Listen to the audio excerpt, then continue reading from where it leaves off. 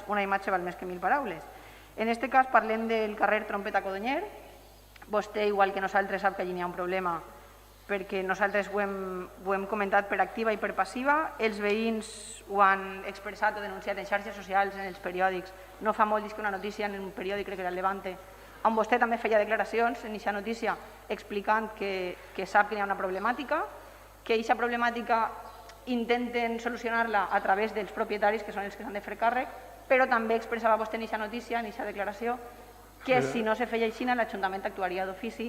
Per tant, com li deia jo, de la imatge de les 1000 paraules, això, on se va donar un veí, és el que arrepleguen en menys d'una setmana agranant el balcó en aquest carrer. Per tant, jo no ho sé, imagines vostè estendre la roba en aquest balcó.